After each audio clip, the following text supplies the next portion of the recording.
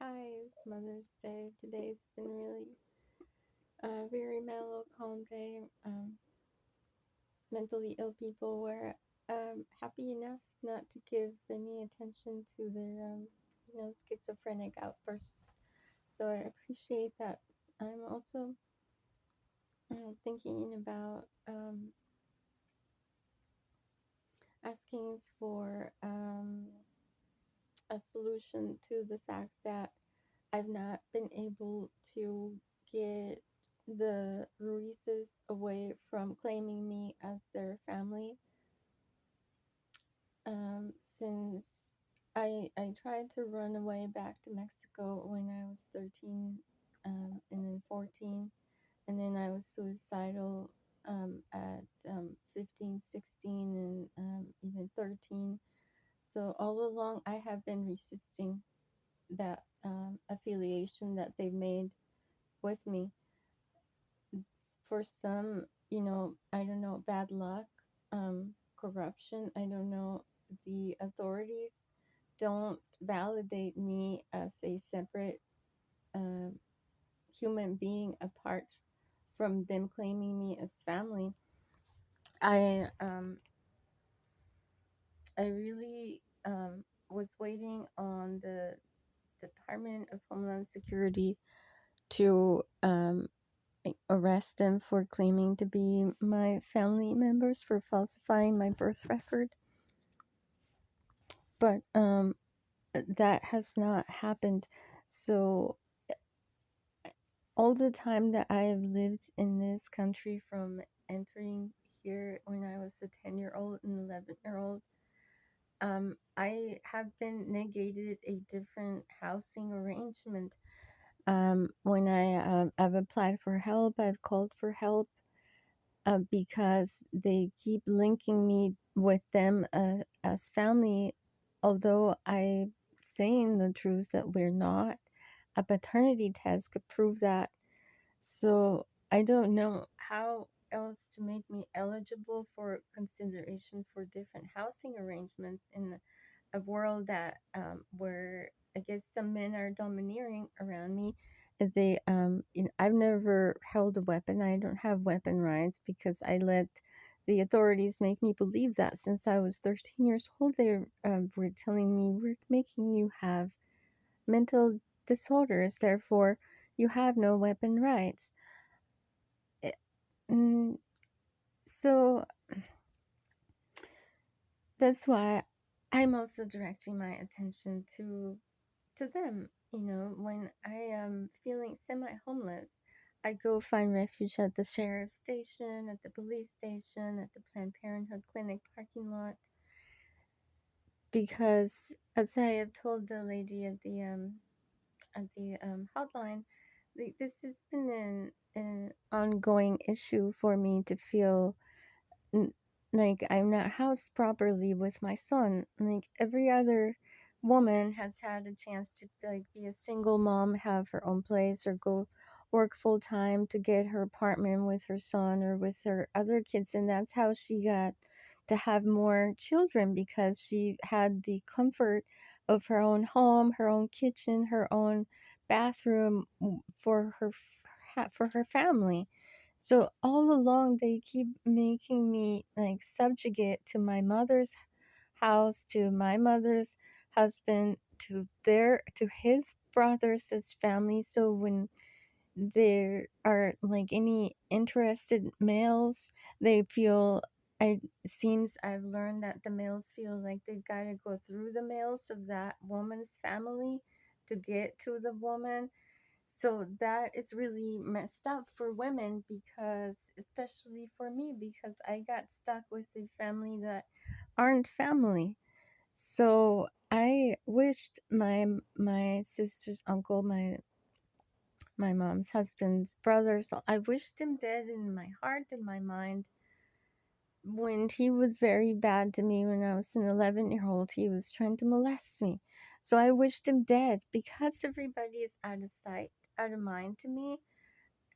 He had kept a different address all those years since my son was little. He got a different house with his mom. So all my life he was out of sight, out of mind. I forgot that he exists because in my heart I hated him so much. I hated him the way that his character was, that he tried to molest me.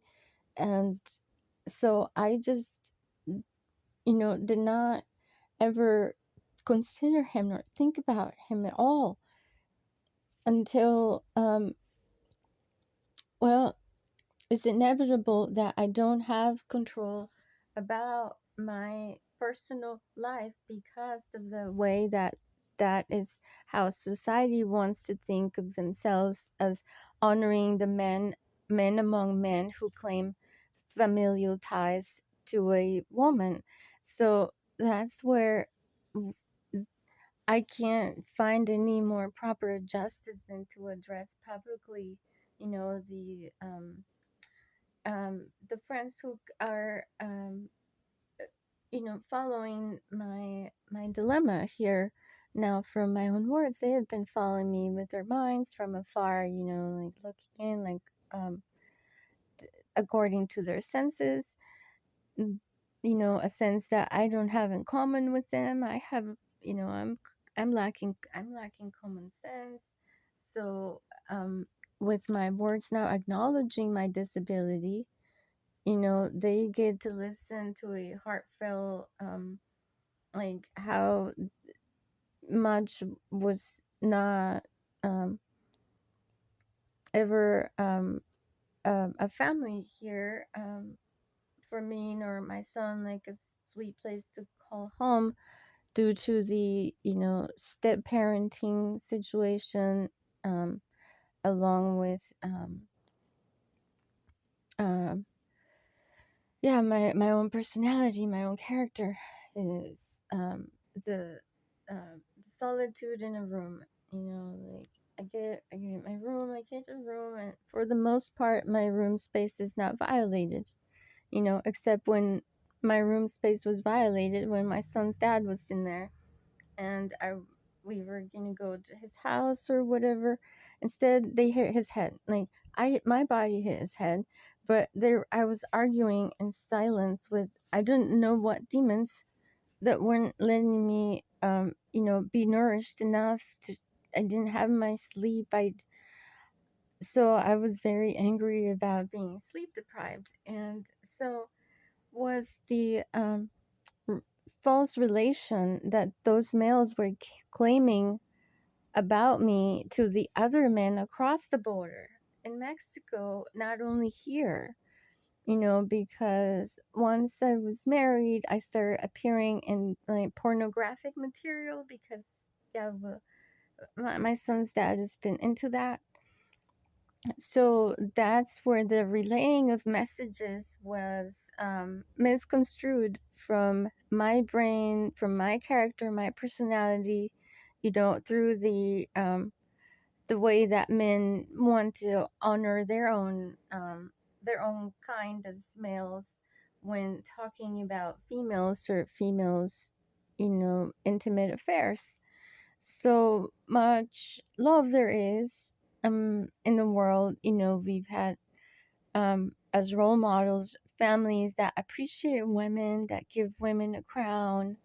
So that's why I have, you know this much ability to be grateful for, for presenting my point of view. My personal feelings too matter this much. So I think that one way or another, I'm going to convince the listeners to provide a way for my son with myself to have a different address. Please, we have already tolerated so much because I don't, let myself hold a weapon to say, okay, Saul Ruiz, keep away from the property always. You know, the birth certificate is fake. They're not my family.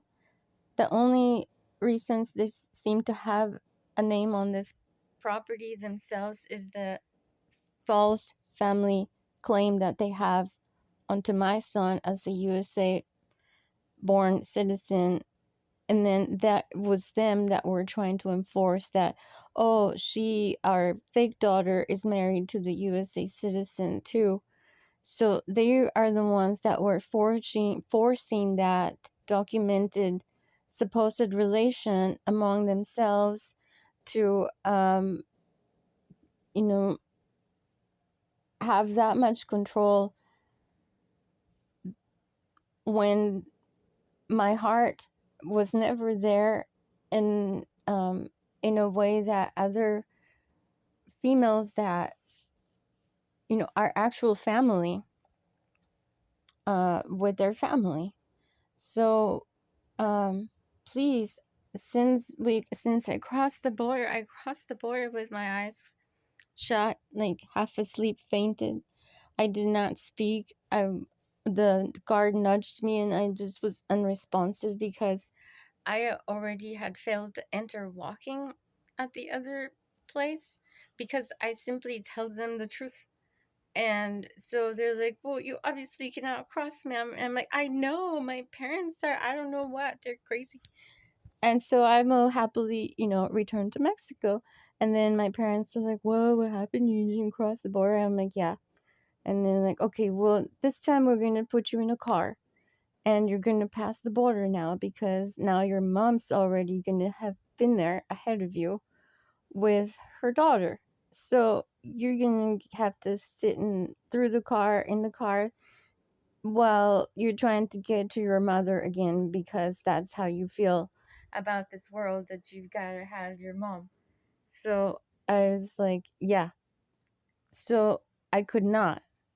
And because I could not, I shut my eyes in the back seat and I pretended asleep until like we were already like way across the border. And then the other people that I was with, they said they were laughing among themselves and just saying like, oh, this one's just sleeping all the time, she's just asleep. And so I even like had fooled them, I guess, that I was asleep. But I was not like on purpose fooling them. I was like, that was the only way that my body could respond to the stress, because I could not look at the guard in the eyes. I could not lie to them, and I could not pretend to be okay. But I don't know, like I just felt okay with my mom, like near my mom. So my mom was already not there long enough to make me live through that experience to get to her again. So I got to her again and I felt at home again, and my little sister, and because her husband anyway was most of the time gone to work and then asleep. So mostly he was not within my sight. Anytime that all the bodies are out of my sight, they're usually out of my mind. So I got just busy with my own fantasies, with my schoolwork. I'd only look at my mom, my sister. That's when we crossed the border when I was 10, 11, and his brothers. So his brothers was there too. This one I'm speaking about, that's when he tried to molest me, and that's when I wished him dead. And that's when he started to disappear from my life, from my sight. Like, they've been really careful not to let me ever look at him much. I have very few memories of him ever entering my field of vision, because they knew how strongly I was not okay with him. So, and with my mom's husband either. So he was mostly at work, and then I had got a boyfriend. I started like clinging on to boys immediately, at Royal Oak, or like all throughout my stay here, because that's how I was coping. I was clinging on to those feelings for boys. And that's how come my the battery's running low. Well, I'm getting to repeat my life story about how I became pregnant, because I was with Chris, with Mark, and Mark's friends with David, and they were all friends. But when it was time to make a baby in me, according to their plan, David with Mark tried to actually stab McHugh away to keep away from me and to not have it go at my womb. I could not comprehend this until now, that that's what they were up to back then. And when Patty told me the rhythm method after my son was like 2 or 3 years old, I learned that, oh, Mark's best friend tricked him and actually telling him to deposit his sperm in me at the time that I'm most fertile. My son has been planned. My son has been planned all along. So it's not true that he was not planned, and it's not true that he's has been someone that his dad had to accommodate into his life because I, I'm this Mexican female that these other males brought over who has been after him and harassing it. I feel like my son's dad has made some presentation among other folk as if I had been accosting him to like be his family, despite him showing some like extreme aggression towards me. But what happened was instead that the Ruizes were forcing the legality of the union, and I was held on to the religion in my heart and in my conscience and in the law too, because they demanded morality from my part. Well, they negated a divorce. They were demanding moral conduct from me. And so if the meth folk, I tried to taste amphetamine according to the psychiatrist who told me so.